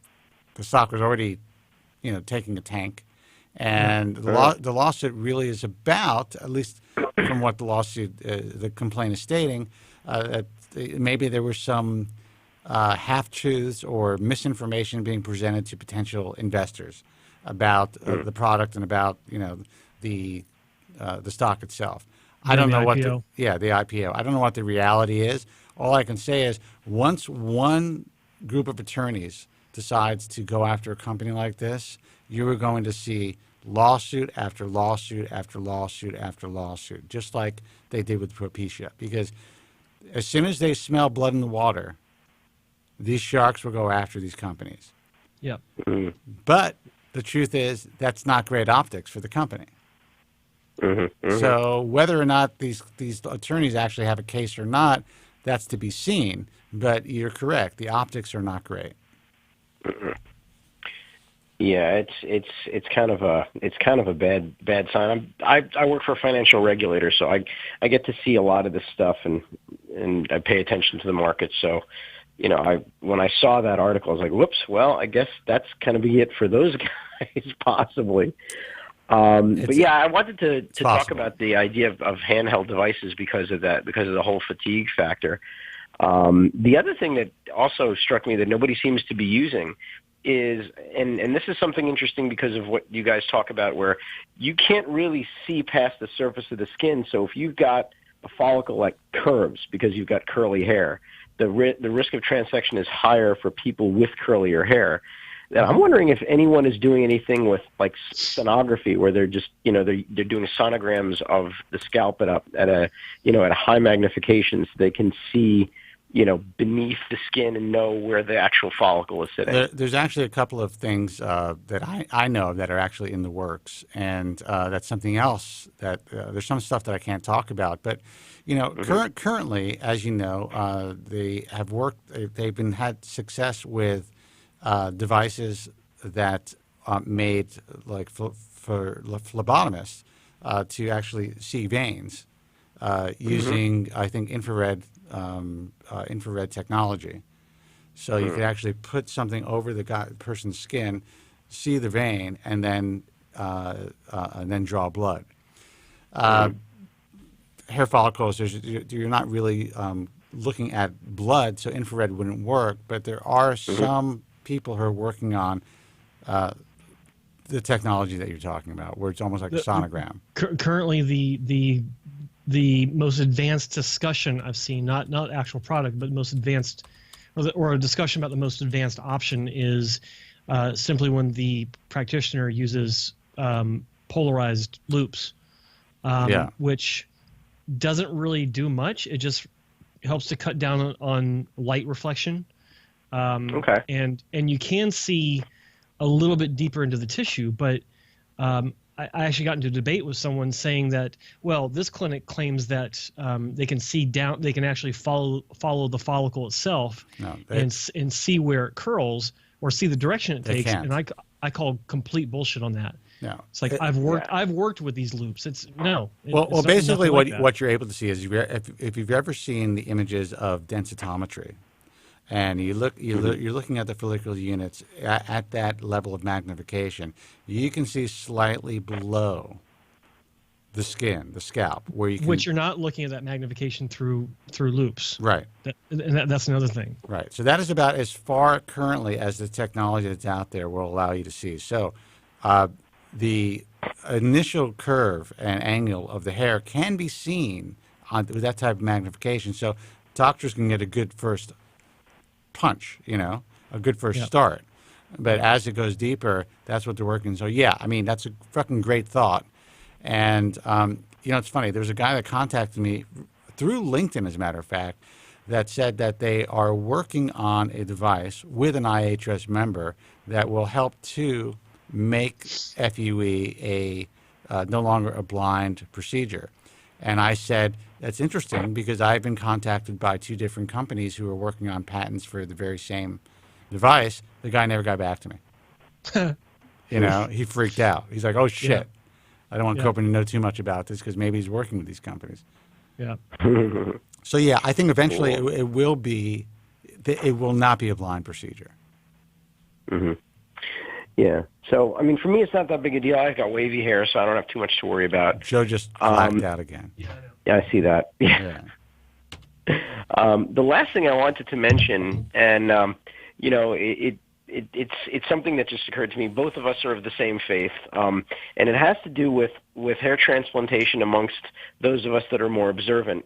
And when I first started looking into this, I'm not a terribly religious person, but I've gotten a little bit more spiritual ever since Dad's been passed away because of, the religious obligations. And I wanted to look into, what the religious ramifications are for doing this sort of thing. And if there's anyone who is, of our faith and that's listening, And this, by the way, is one of the other reasons why I never took a razor. Like I buzz, but I don't take a razor to my head. Is just because you're not supposed to. And it's always kind of left me with, so I can get really buzz short, but I can't shave it down to the skin. I'm pretty sure there's no rule where you can't. You'll still be able to be buried in a Jewish cemetery if you have a hair transplant. Well, that's the whole point. It's not like getting a tattoo, and it's not. I don't believe it's like you are. What is it called? Not degrading your body. What's the word? Where you're defiling your body. Defiling your body. Yeah. I mean, no, it's not that at all. As a matter of fact, it's the exact opposite. The rule is, and this is not just for hair transplants, but this is for any kind of cosmetic surgery. If the goal of the cosmetic surgery is to make you more eligible or more attractive to the potential of a wife, it is not wrong. You can certainly go ahead and do it, and that's pretty much what. So. Well, I mean, I would say frankly, it all starts with circumcision. So, I mean, we're cut as soon as... What the hell did I just walk back into? We are cut at 8 days. Yep. So if we can't get a fucking hair transplant, there's something going on. There's something I don't like about it. You know? Oh, man. Yeah. No, Joe, what you stepped into was we were just talking about our common faith and, what Judaism says about hair transplants, basically. And and what it basically says is as long as you're doing it for the purpose of making yourself more attractive to find a wife, it's permitted. Now, Jews aren't supposed to perform hair transplants. I'm just kidding. The industry would be gone. I was going to say, the doctor from Florida, he may have a problem. Yeah. Joe, you look like you're like in the 1950s now. What's going on? I love the color. I changed it's like it's all gray. What happened to you, man? No, I should be visible. You should see me. Oh no, you're visible. But I mean, the color is like you have this matte. Actually, cool. It's almost like you have a filter on, like you're on Instagram or some shit. I'm not even. It actually looks pretty cool. That's right. It looks like it's what do they call it?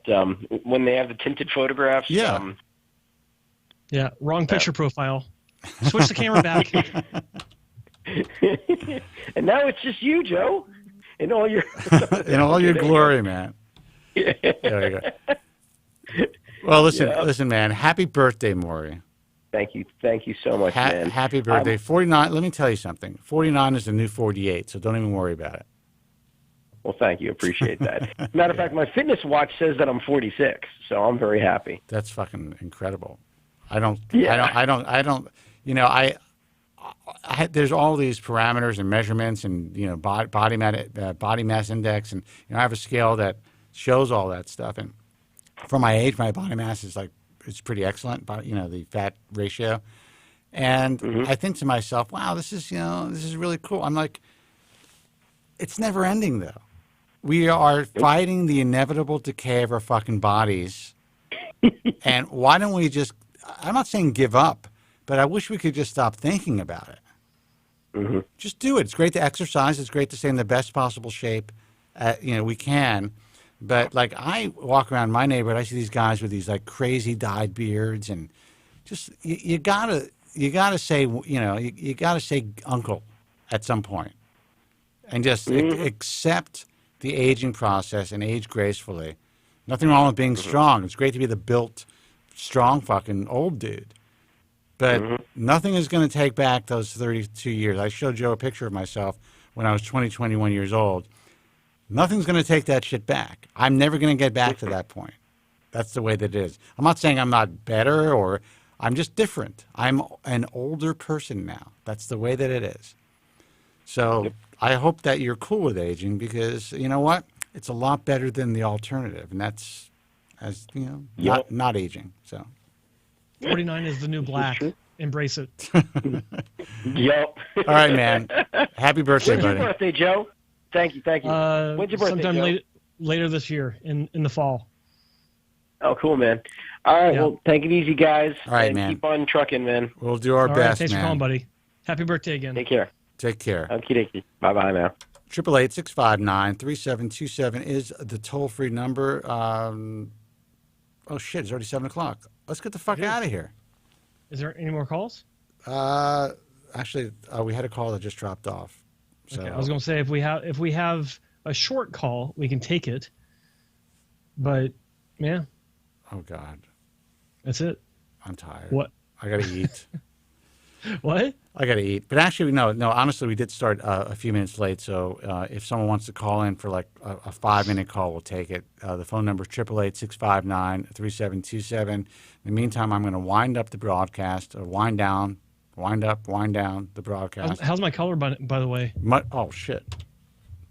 Now it's back. Much better. Oh, there we go. Okay. Yeah. Okay. All right, guys, listen, the website's Joe Tillman's personal website, hairtransplantmentor.com.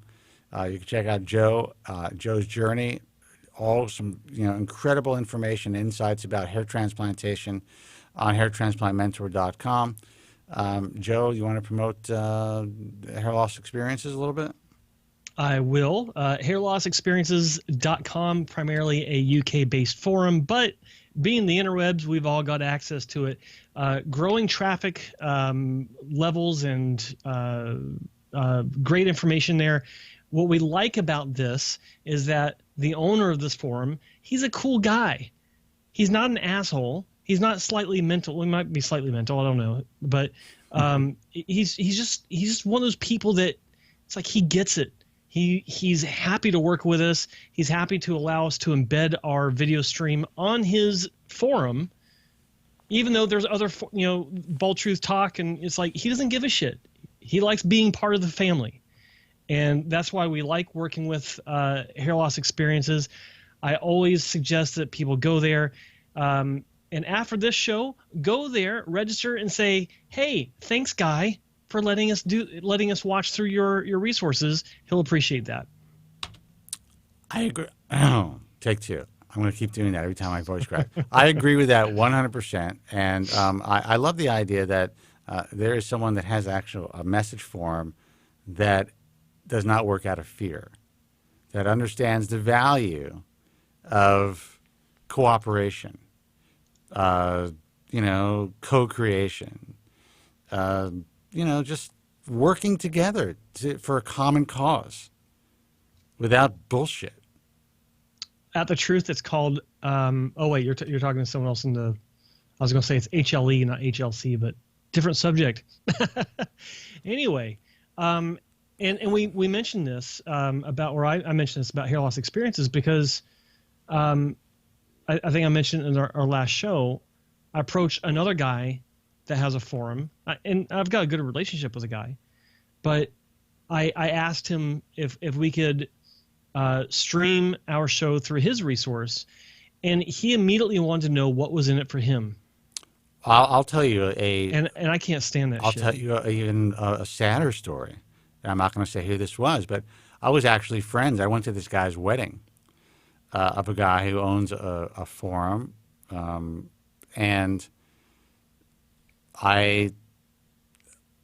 the truth of the matter is he started his forum on my website, and we helped to promote the forum and all that stuff, and it grew very quickly. It was very popular at one point, and then there was a time when I had stayed out of the forum game. I said, this is something that I don't want to be involved in, but because some shit was happening in the field, I was asked by some of the doctors who I work with that they needed something that was more fair and balanced. So would I mind starting a forum?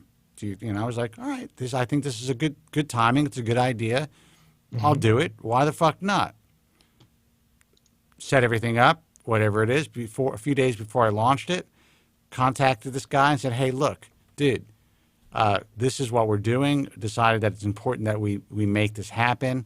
Would love for you to be a part of things, and you can promote your forum through our resources, and I can do something on the program, whatever it is. This guy lost his fucking shit, man. No. Lost his shit.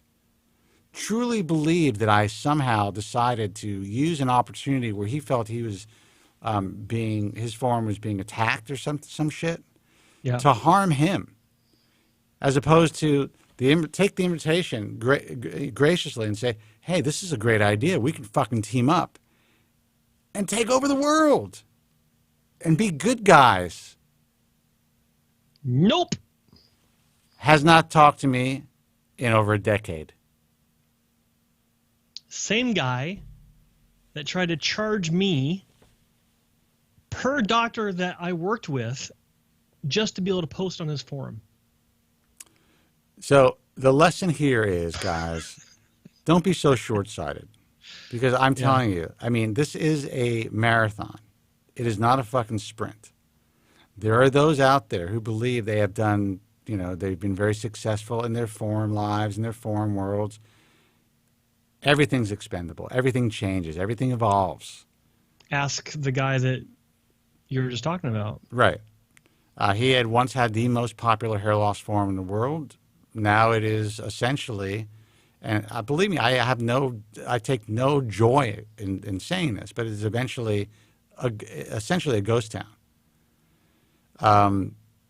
Both as far as readership and posting. And this was a fucking killer place. This was the fucking place. I used to be there for hours every day, debating and talking and sharing, and it was in its day, it was the best one out there. Absolutely, 100%. And it doesn't mean that it can't make a comeback. It doesn't mean, and I hope that it does for this person's sake. But don't be so small-minded, guys. Everyone should be here for one reason and one reason only: to help the industry, to help the hair loss consumer, to provide good advice. There is no competition in this. Yeah. I think about it. If someone says, well, this is your competition, I always tell them, I don't have any fucking competition. If they're competing against me because that's what they feel the need to do. But I'm not competing against them. I compete against myself. I just, one question that's been popping in my head is like, what do these guys fucking expect? It's like, do they, in looking at it from a doctor's perspective, it's like, why would I give a shit about what's going on between these two guys or these three guys or these four guys? My goal is to get my work in front of as many eyeballs as possible. Right. So why are these guys trying to shit talk each other to get me to leave? It doesn't make any sense. Well, that never made any sense. But actually, there's some recent stuff that I found interesting. There's a doctor who's trying to start a forum and a website. And I'm just like, fuck it. More power to him. If he can make something happen, that's fucking great. What do I give a shit?